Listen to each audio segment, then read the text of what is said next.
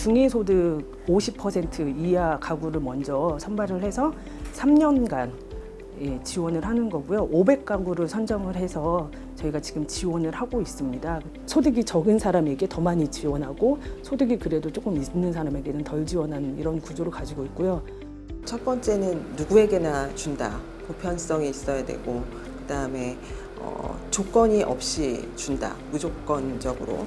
그리고 현금성으로 지급을 한다.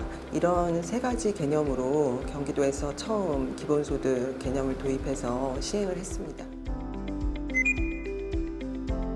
AI 기술로 인해서 일자리 구조가 변화하고 있거든요. 그러면은 일자리가 줄어드는 문제가 또 발생을 합니다. 향후에 미래 세대에는 소득이 없을 수도 있어요. 그럼 모든 취약계층으로 되는 거잖아요.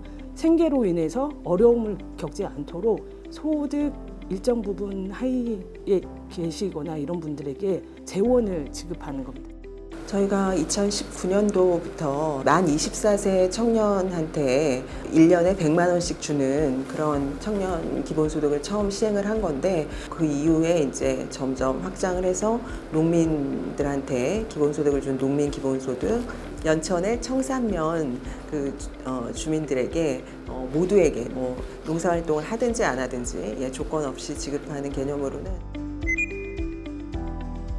저희가 2단계로는 50에서 85%에 해당하시는 분들, 이분들은 이제 기존에는 그 복지 대상자에는 들어가지 않으셨던 분들이거든요. 소득이 낮은데도 불구하고 이제 그분들을 대상으로 해서, 그 가구를 대상으로 해서 2차 이제 시범 사업을 또 추진을 합니다. 그래서 공모는 내년 1월에 접수를 시작을 해서 이 2단계 지급은 내년도 7월부터 2년간 지급을 할 계획입니다.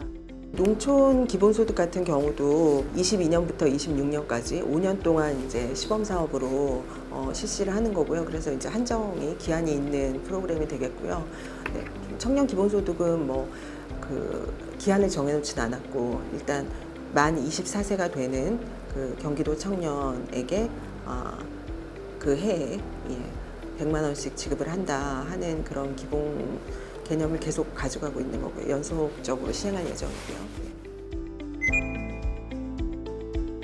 그 효과성을 1년 하고서는 바로 하면은 이거에 대해서 이제 그 동의를 안 하시는 분들도 많이 있으실 것 같아서, 그래서 조금 이렇게 꾸준히 성과를 보고, 그다음에 이게 그 간단한 작업은 아니고 전체 복지 제도를 조금 바꾸는 거거든요. 저희가 이제 장기간의 실험을 해서 그 성과를 가지고 정부에 건의할 계획입니다.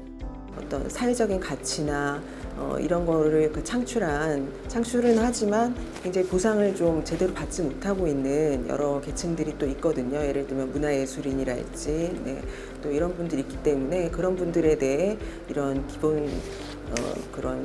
기본적인 소득을 조금 보장을 해주는 그런 방향을 지금 연구하면서 좀 만들어 나가고 있습니다.